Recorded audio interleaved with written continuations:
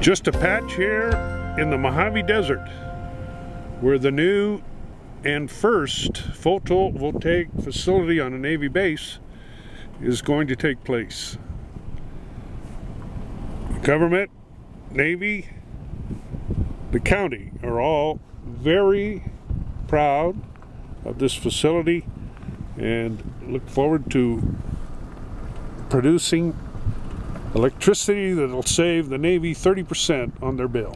It looks like the site has been cleared. The desert is great, pretty clean, with, it looks like athletic field in the background. The silver stanchions or poles in the background. It looks to be where the solar panels will be installed. Here with the weapons station on base. Right. I think we're in this general area right in here. Okay. We had to move the dirt around a little bit to get the site level, so it works with our trackers. And concentrate on getting that, concentrating on dust control for the site. Also, the soil's actually, it's somewhat a hard soil, kind of a caliche, or soil that's a little harder to drive our piers through for our tracker system. So we're pre-drilling the holes out here, which once we pre-drill them, the operation goes pretty smoothly. This 13.78 megawatt array is a huge step for Naval Systems, Naval Air Weapons Station China Lake, providing enough energy to satisfy 30% of our needs, and it demonstrates tangible progress toward national energy independence and reaching the department's energy goals. China Lake is an energy heartland for the state, for the country, and for the Navy. You already have an important geothermal plant producing more than 200 megawatts of baseload power, far beyond any other alternative energy source in the Department of Defense. However, to get to our goal of meeting half of our energy consumption with alternative resources by 2020, we're going to need to harvest much more renewable power from fertile sites such as this. To meet the many energy challenges now and in the future, the Southwest team will continue to focus on 3 areas. The first is instilling a culture of conservation throughout the Navy that will help us achieve our goals. The second is to drive toward energy efficiency and increased use of renewable energy sources. Third is to ensure energy security across our bases. We are continuing to transform our culture from one of consumption to one focused on conservation. This project, not only the solar project here, but all of the opportunity for alternative energy gives us the opportunity as the major tenant and consumer of the energy to look into our own processes, practices, from consumption and preservation to also exploring our opportunities in the research and development and applied sciences. This project is the first in the Navy for a photovoltaic project to use that authority. Blazing new trails is never easy, and there was an extraordinary level of effort that went into market research, industry partnering, preparing complicated acquisition documentation, navigating complicated regulations and incentives, and doing technical analysis to bring this together. But we knew acquiring those skills and abilities to leverage this new authority would not only pay big dividends to places like here at China Lake, but to our immediate future. And in the past 45 days, we've already accomplished it 2 more times at Marine Corps Air-Ground Combat Center at 29 Palms. We have another photovoltaic power purchase agreement at the Marine Corps Logistics Base at Barstow.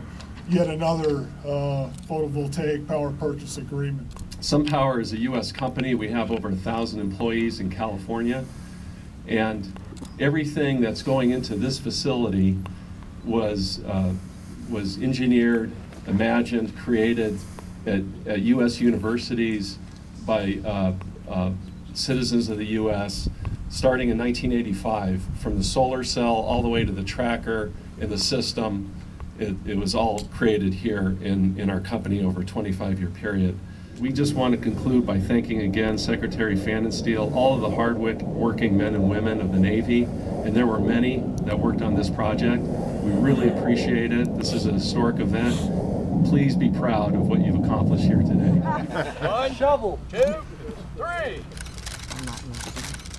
So the Navy has signed an agreement to purchase all of the electricity from the solar power plant for 20 years at a predetermined rate that from day one is below their current price of electricity. And the Navy is not financing this project, so no taxpayer dollars are being used for this to finance this project. It's privately financed. So it's an independent power plant, the cost of which is confidential, but the electricity rate we are disclosing is below the current retail rate that the base is paying. Well, I think it's tremendous. Number one, it's going to provide a substantial amount of energy the base itself consumes. I think it's roughly about a third, maybe a little more in the wintertime.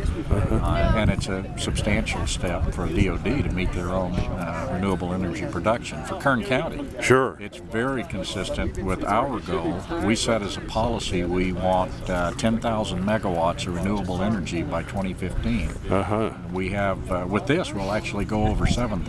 Is that right? Megawatts. Halfway Once there. it's in, over halfway. And our goal, personally, my goal is that we might reach that 10,000 megawatts by the end of 2012. So this is just another piece of the puzzle that's really putting Kern County on the map as being the energy capital of the world, if you will. Well, Howard, how did SunPower get out to the Mojave Desert? Well, this is a project that we've been working on for a couple of years in partnership with the U.S. Navy, and we're a company that produces the solar cells all the way through to the system. So we're a vertically integrated company. All of the technology is ours, and we're the provider of the solar power system here. And the Mojave Desert, this is one of the best solar resources in California. And this system here will produce electricity that's actually below the retail electricity rate. So it's saving money for the Navy from day one. And they don't have to pay any money for it because we're getting it separately financed. And what's your function with MetLife? In the investments department, financing renewable energy. All right, and this looked like a good investment for your firm. Oh yeah, definitely. Definitely very proud to be a part of this investment. Could you tell me why it looked good? Because insurance companies are known publicly to be very conservative and planful and think long term. Yeah, we're very satisfied with the sustainability or the consistency of solar energy and the energy that it produces, so it provides a very consistent return. Yes, and meaning that the Navy signed up to buy the power for a long term. Correct, 20 years. Is this new facility going to impact your mission in any way? We have evaluated the compatibility issues associated with this particular installation, and the photovoltaic technology that they're using doesn't present a risk to our mission in this particular location. Now, that's not true across the board when we talk about photovoltaic, but in this particular instance, with this kind of technology in this location, it's compatible with the mission. So we screen that very carefully throughout our whole range. We evaluate all projects that are coming into the area for that compatibility. All right, so that to the layman's ear is translating saying no glare shining in pilots' faces or anything like that from this technology. No, not from this location. The airfield is located far enough off, and this is not on an approach or departure corridor, so we don't expect it to hinder the pilot's abilities. Not every base has the same sun capabilities, the same wind capabilities.